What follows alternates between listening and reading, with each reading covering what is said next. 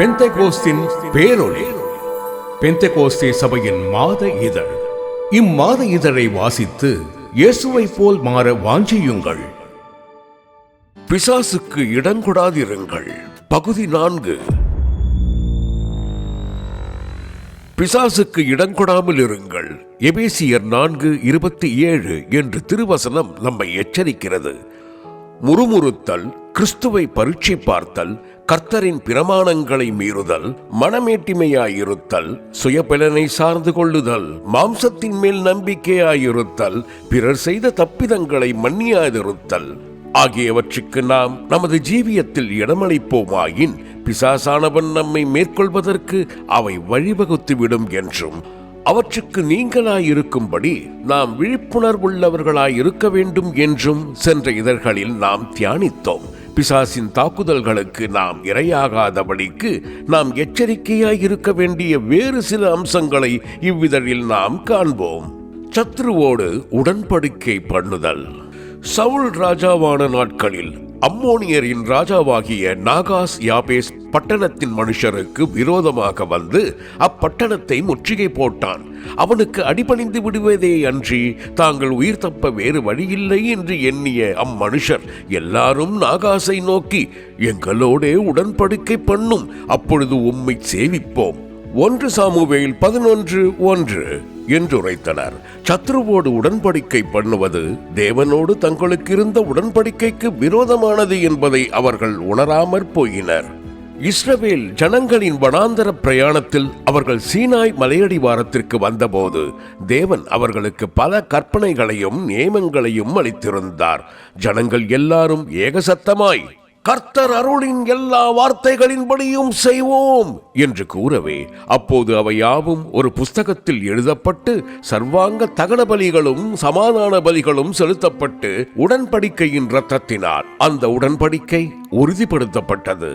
யாத்திராகமம் 19:1-8, 24:3-8 இவ்வாறு ஒரேபிலே கர்த்தர் தமது ஜனங்களோடு செய்திருந்த உடன்படிக்கையை தவிர மோவாபின் சமனான வெளிகளிலும் அந்த நியமங்கள் யாவும் மீண்டும் அவர்களுக்கு நினைவூட்டப்பட்டு அந்த உடன்படிக்கை மீண்டும் அவரால் உறுதிப்படுத்தப்பட்டது.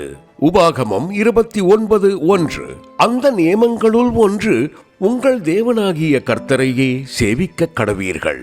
நான் அந்த தேசத்தின் குடிகளை உங்கள் கையில் ஒப்பு கொடுப்பேன், அவர்களோடு நீ உடன்படிக்கை பண்ணாதிருப்பாயாக. யாத்திராகமம் 23, 25, 31, 32 என்பதாகும். அவர்கள் கானானின் 7 ஜாதிகளோடு உடன்படிக்கை பண்ணாதிருப்பது மாத்திரமல்ல, மோவாபியரோடும் அம்மோனியரோடும் கூட அவர்கள் ஐக்கியம் கொள்ளலாகாது என்றும், நீ உன் ஆயுள் நாட்களுள்ளளவும் ஒரு காலம் அவர்கள் சமாதானத்தையும் நன்மையையும் தேடாதே என்றும் தேவன் அவர்களுக்கு உரைத்திருந்தார். உபாகமம் 7:1-3, 23:3-6 இவையாவும் யாக்கோபின் வம்சத்தார் தங்கள் தலைமுறை தோறும் கை கொள்ள வேண்டிய உடன்படிக்கையின் நியமங்களாக இருந்தன. உபாகமம் 32, 46, 33, 4, யோசுவா 24, 24-27 இவ்வாறு இருக்க, தேவாதி தேவனோடு செய்யப்படும் உடன்படிக்கை எவ்வளவு உன்னதமானது என்பதையும் அது எவ்வளவு பயபக்தியுடன் காக்கப்பட வேண்டிய ஒன்று என்பதையும் உணராமற் போன இஸ்ரவேலர் அவரோடு தாங்கள் செய்திருந்த தங்கள் உடன்படிக்கையில் உண்மையாயிருக்கவில்லை. அவர்கள் இருதயம் அவரிடத்தில் நிலைவரப்படவில்லை. அவருடைய உடன்படிக்கையில் அவர்கள் உண்மையாயிருக்கவில்லை. சங்கீதம் 78:37 என்று நாம் வாசிக்கிறோமே, இந்த சந்தர்ப்பத்தில் அவர்கள் தேவனோடு தங்களுக்கு இருந்த உடன்படிக்கையை மறந்து அம்மோனியரின் ராஜாவாகிய நாகாசுடன் உடன்படிக்கை செய்து கொள்ள விரும்பினர். அருமையான தேவ பிள்ளையே, உனக்காக தம்முடைய முழு இரத்தத்தையும் சிந்தி மரித்த கர்த்தராகிய இயேசு உனக்கு பாவ மன்னிப்பாகிய ரட்சிப்பை இலவசமாய் அளித்து தம் சொந்த இரத்தத்தினால் உன்னோடு உடன்படிக்கை செய்திருக்கிறார். சகரியா 9:11, மத்தேயு 26:28 நீ ஞானஸ்நான சத்தியத்திற்கு கீழ்ப்படிந்ததின் மூலமாக தேவனோடு ஒரு நல் மனசாட்சியின் உடன்படிக்கைக்குள் பிரவேசித்திருக்கிறாய். 1 பேதுரு 3:21 பரிசுத்த ஆவியின் அபிஷேகத்தின் மூலமாக கிறிஸ்து உன்னோடு ஒரு விவாக உடன்படிக்கை செய்திருக்கிறார். நித்திய விவாகத்துக்கென்று உன்னை எனக்கு நியமித்துக் கொள்ளுவேன். நீதியும் நியாயமும் கிருபையும் உருக்க இரக்கமுமாய் உன்னை எனக்கு நியமித்துக் கொள்ளுவேன். உண்மையாய் உன்னை எனக்கு நியமித்துக் கொள்ளுவேன். ஓசியா 2:19-20 என்பதே அந்த உடன்படிக்கை ஆகும்.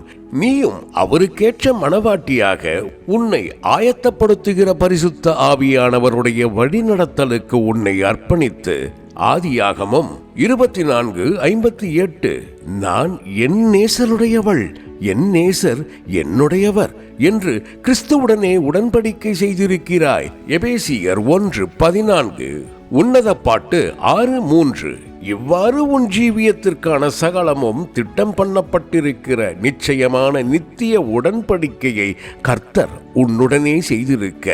2 சாமுவேல் 23:5 நீயோ உன் எதிராளியாகிய பிசாசானவனின் தாக்குதலுக்கு பயந்து அவனோடு உடன்படிக்கை பண்ணவும் அவனை சேவிக்கவும் முற்படுவாயாகில் உன் ஆண்டவரோடு நீ செய்திருக்கும் உடன்படிக்கைக்கு துரோகம் பண்ணுகிறவனாய் இருப்பாய். எசேக்கியேல் 17:15-18 தன்னோடு உடன்படிக்கை செய்து கொள்ள முற்பட்ட தேவஜனங்களை நோக்கி அம்மோனியரின் ராஜாவாகிய நாகாஸ் கூறியது யாது? உங்கள் ஒவ்வொருவருடைய வலது கண்ணையும் பிடுங்கி இதனாலே முழு இஸ்ரவேலின் மேலும் நிந்தை வர பண்ணுவதே நான் உங்களோடே பண்ணும் உடன்படிக்கை.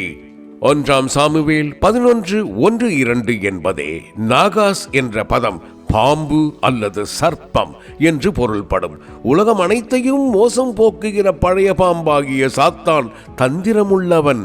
தன்னோடு உடன்படிக்கை பண்ணுகிறவர்களின் மனக்கண்களை குருடாக்கி அவர்களை தோல்வியடைய பண்ணி நித்திய நிந்தைக்குள்ளாக்குவது அவனது தந்திரங்களுள் ஒன்றாகும். சபையை கற்புள்ள கன்னிகையாக கிறிஸ்துவுக்கு முன்னிறுத்தும்படி தேவ வைராக்கியம் கொண்டிருந்த அப்பவுல் சர்ப்பமானது தன்னுடைய தந்திரத்தினாலே ஏவாளை வஞ்சித்தது போல உங்கள் மனதும் கிறிஸ்துவை பற்றிய உண்மையினின்று விலகும்படி கொடுக்கப்படுமோ என்று பயந்திருக்கிறேன். 2 கொரிந்தியர் 11:3 என்று தேவஜனங்களுக்கு எழுதுகிறார். இன்று உலக ஞானம் வழங்கும் கண்டுபிடிப்புகள் பல மனுஷரின் மனதை கிறிஸ்துவை பற்றிய உண்மையின் இன்று விலகச் செய்யும் பிசாசின் தந்திரங்களாகவே இருக்கின்றன. தேவ பிள்ளையே, பொழுதுபோக்கு கேளிக்கை என்னும் பெயரில் உன் மனதை தீட்டுப்படுத்தும் இணையதளங்கள், நவநாகரீகம் என்னும் பெயரில் உன்னை நரகத்திற்கு பாத்திரவானாக்கும் உலகத்தின் நசுத்தங்கள், சிற்றின்பம் என்னும் பெயரில் உன்னை தன் கண்ணிகளில் சிக்க வைக்கும் மாய வலைகள், நட்புறவு என்னும் பெயரில் உன்னை வசீகரித்து மோசம் போக்கும் துர் இச்சைகள் போன்றவற்றால் அவன் உன்னை வஞ்சித்து தனக்கு இரையாக்கிக் கொள்ளாதவாறு நீ எச்சரிக்கையாயிருப்பாயாக. பாலியத்துக்குரிய இச்சைகளுக்கு நீ விலகியோடி உன்னை சுத்தவானாக காத்துக்கொள். 2 தீமோத்தேயு 2:22 1 தீமோத்தேயு 5:22 என்றும் துர் இச்சைகளுக்கு இடமாக உடலை பேணாமல் இருந்து கர்த்தராகிய இயேசு கிறிஸ்துவை தரித்துக்கொள். ரோமர் 13:14 என்றும் திருவசனம் கூறுகிறது. உன் சரீரம் கர்த்தருக்கே உரியது. எனவே உன் அவயவங்கள் பரிசுத்தமானதையே நடப்பிக்கும்படி அவற்றோடு நீ உடன்படிக்கை பண்ணி அவற்றை தேவனுக்கு அடிமைகளாக ஒப்புக் கொடுத்து ஜீவிப்பாயாக. ரோமர் 6:19 1 கொரிந்தியர் 6:13-15 யோபு 31:1 பிசாசானவனுக்கு இச்சைகள் பல உண்டு, ஆனால் அவற்றை செயல்படுத்துவதற்கு அவனுக்கென்று சொந்தமாக ஒரு மாம்ச சரீரம் இல்லை. எனவே தன்னோடு உடன்படிக்கை பண்ணுகிறவர்களின் சரீரங்களின் வாயிலாகவே அவன் தன் இச்சைகளை நிறைவேற்றிக் கொள்ள பிரயாசப்படுகிறான். பாப், ராக், ராப் போன்ற இசைகளை நீ ரசித்து கேட்கும் போது அவை அசுத்த ஆவிகள் உனக்குள் பிரவேசிக்கும்படி அவற்றை உன்னிடத்திற்கு வரவேற்கின்றன. ஒவ்வொரு பாவத்திற்கும் பின்னாக ஒரு அசுத்த ஆவி உண்டு. அந்த அசுத்த ஆவியே ஒருவனை அந்த குறிப்பிட்ட பாவத்தை செய்யும்படி தூண்டுகிறது. பிசாசானவனுடைய இச்சைகளின்படி செய்ய மனதாயிருக்கிறவன் யோவான் 8:44 அந்த ஆவிக்கு இணங்கி தன்னை ஒப்புக் கொடுத்து விடுகிறான். இவ்விதம் பிசாசானவனுடைய இச்சைகளின்படி செய்ய அவனால் பிடிபட்டிருக்கிறவன் மறுபடியும் மயக்கம் தெளிந்து அவனது கண்ணிக்கு நீங்களாக வேண்டுமாயின் அவன் தனக்கு உபதேசிக்கப்படும் சத்தியங்களுக்கு செவி கொடுக்க வேண்டும். 2 தீமோத்தேயு 2:26 இல்லையேல் முடிவிலே பிசாசானவன் நித்திய அக்னி கடலுக்கு அவனை கொண்டு போய் சேர்த்து விடுவான். மத்தேயு 25:41 அந்நபர் அங்கே சென்ற பின்னரும் கூட ஒரு காலம் திருப்தி செய்யப்பட முடியாத அப்பாவத்தின் வேட்கையானது அவனை என்றென்றுமாக ஆட்கொண்டிருக்கும். பிசாசானவனின் கண்ணியில் சிக்குண்டிருக்கும் நண்பனே, நீ ஒரு காலம் மீள முடியாத நிர்பந்தமான நிலைக்குள் அவன் உன்னை தள்ளுவதற்கு முன் நீ அவனோடு செய்திருக்கும் உடன்படிக்கையை ரத்து செய்து விடுவாயாக. நீ நொறுங்குண்ட உள்ளத்துடன் கர்த்தரிடம் திரும்பி மறக்கப்படாத நித்திய உடன்படிக்கையினால் மீண்டும் அவரை சேர்ந்து கொள்வாயாக. எரேமியா 50:5 ஒரு மனைவி தன் புருஷனுக்கு துரோகம் செய்வது போல இஸ்ரவேல் வம்சத்தாராகிய நீங்கள் எனக்கு துரோகம் செய்தது மெய். சீர்கெட்ட பிள்ளைகளே, திரும்புங்கள், உங்கள் சீர்கேடுகளை குணமாக்குவேன். எரேமியா 3:20-22 என்று கர்த்தர் உரைக்கிறார்.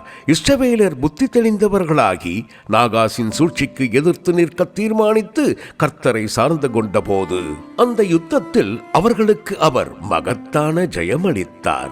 1 சாமுவேல் 11:11 அவ்வாறே நீ கர்த்தரிடத்திற்கு திரும்பி எல்லா சூழ்நிலைகளிலும் அவரது பட்சத்தில் உறுதியாக நிற்க தீர்மானிப்பாயாகில் உன்னில் அன்பு கூறுகிற அவராலே நீ முற்றும் ஜெயங்கொள்ளுவாய். தீமை செய்ய பழகியிருத்தல். ஆமோஸ் 2:4 முதல் அப்புத்தகத்தின் 8ஆம் அதிகாரம் வரை தேவன் இஸ்ரவேல் புத்திரரின் பலவிதமான அக்கிரமங்களை குறிப்பிட்டு முடிவாக அப்புத்தகத்தின் கடைசி அதிகாரத்தில் அவர்கள் மேல் தாம் அனுப்பவிருந்த நியாய தீர்ப்புகளை அவர்களுக்கு தெரிவிக்கிறார். அவற்றுள் ஒன்று, அவர்கள் சமுத்திரத்தின் ஆழத்திலே போய் அவரது கண்களுக்கு மறைந்து கொண்டாலும் அவர் அங்கே அவர்களை கடிக்க பாம்புகளுக்கு கட்டளையிடுவார். ஆமோஸ் 9:3 என்பதாகும். அதன் 4ஆம் அதிகாரத்தில் அவர்களுடைய தவறுகளின் நிமித்தம் தாம் பல சந்தர்ப்பங்களில் வெவ்வேறு விதங்களில் அவர்களை சிட்சித்ததை குறிப்பிடுகிற அவர் அதை தொடர்ந்து ஆகிலும் நீங்கள் என்னிடத்தில் திரும்பாமற் போனீர்கள் வசனம் 6:8-11 என்று 5 முறை கூறுகிறார். அருமையானவர்களே, ஏதேனும் ஒரு விஷயத்தில் நாம் சீர்திருந்தும்படி தேவன் பல விதங்களில் நம்மை எச்சரித்தும் நாம் மனம் திரும்பாமற் போகும்போது பிசாசானவனின் தாக்குதலுக்கு இரையாகும்படி நாம் ஒப்புக்கொடுக்கப்படுவோம் என்ற எச்சரிப்பையே இது நமக்கு அளிக்கிறது.